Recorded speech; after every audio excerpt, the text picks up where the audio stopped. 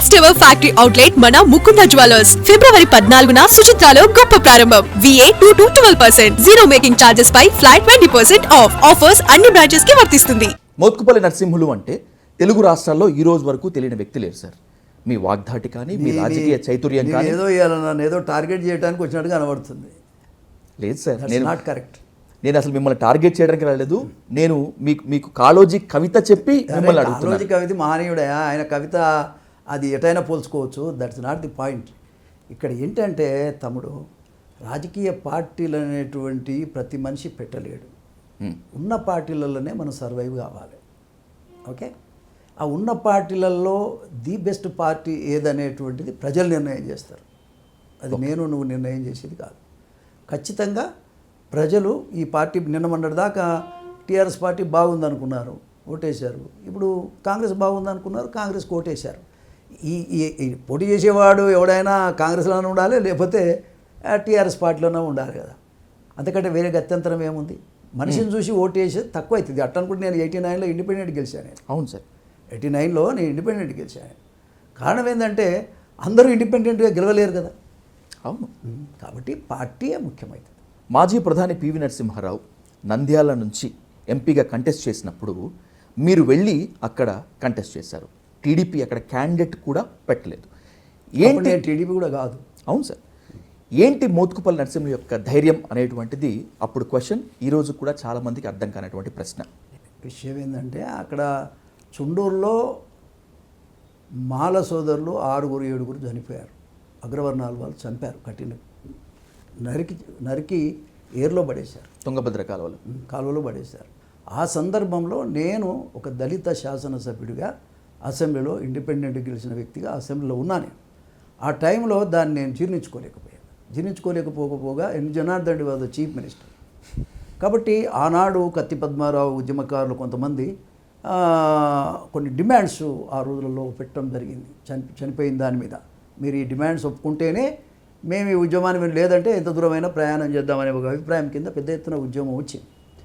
దాంట్లో నేను అసెంబ్లీలో జనార్దన్ రెడ్డి గారి ముందే ఈ డిమాండ్స్ అన్ని సాల్వ్ చేయమని చెప్పేసి కోరటం జరిగింది. అక్కడ జనార్దన్ రెడ్డి గారు ఆ సభలో అప్పటికప్పుడు అంగీకరించలేకపోవటం వల్ల నేను ఆమరణ దీక్ష ప్రకటించాను. అసెంబ్లీలో ప్రకటించినటువంటి ఏకైక వ్యక్తి మోత్కుపల్లి నరసింహులు, మాల సోదరుల గురించి. అదే రకంగా అక్కడ ఆమరణ దీక్ష హౌస్లో ప్రకటించాను. వారం రోజులు సభను నడవకుండా చేశాను. ఆ తర్వాత నన్ను తీసుకెళ్ళి మన అంబేద్కర్ విగ్రహం దగ్గరనే వేశారు పోలీసు వాళ్ళు. సార్, నేను 7 రోజులు అక్కడే ఆమరణ దీక్ష చేశారు. చేసినవి కాక ఇక్కడ నుంచి చుండూరుకి వెళ్ళాను నేను. అది అయిపోయినాక 7 రోజులు అయినాక పోలీసు వాళ్ళు అరెస్ట్ చేసినాక హాస్పిటల్ వేశారు. ఆ తర్వాత కొంచెం మంచిగా అయినాక నేను టూర్ పెట్టి చుండూరు పోయాను. మొత్తానికి ఆంధ్ర తెలంగాణ అంతా చాలా చోట్ల తిరిగాను. అయితే ఈ డిమాండ్స్ అనేటువంటి పరిష్కారం కాకపోతే అప్పుడే పివి నరసింహారావు గారు నంద్యాలలో పార్లమెంట్ సభ్యుడిగా పోటీ చేస్తున్నారు. ఈ పోటీ చేస్తున్న సందర్భంగా ఈ డిమాండ్స్ ఖచ్చితంగా అమలు చేసుకోవాలంటే ఈ కంటెస్ట్ చేయాలనే నిర్ణయానికి వచ్చి నేను ప్రొటెస్ట్ కంటెస్ట్ అని పెట్టి నామినేషన్ వేశాను.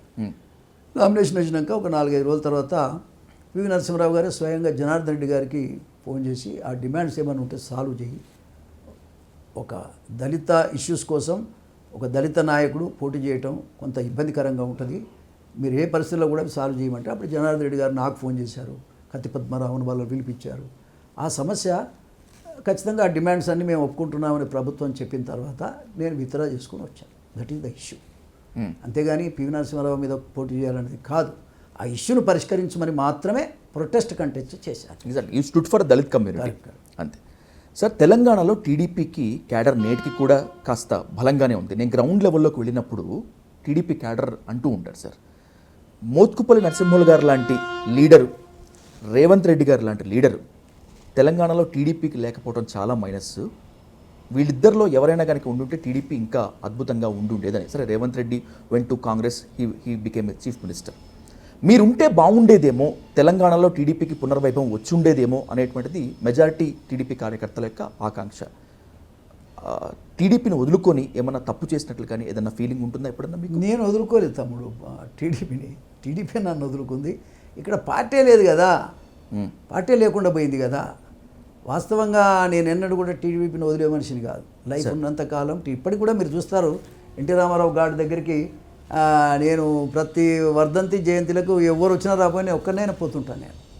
విన్నారా, ఈ టీడీపీ వచ్చిన తర్వాతనే బడుగు బలహీన వర్గాలకు కొంత మేలు జరిగింది, రిజర్వేషన్లు పెంచారు, ఆ తర్వాత అందరికీ మేలైనటువంటి రాజ్యాన్ని నడిపించారు. ఇక్కడ తెలంగాణలో న్యాయం జరిగిందంటే ఎవరూ న్యాయం చేయలే, ఒక టీడీపీ పార్టీ మాత్రమే, అది కూడా ఎన్టీ రామారావు చంద్రబాబు నాయుడు నాయకత్వంలోనే ఇక్కడ అమలు జరిగింది.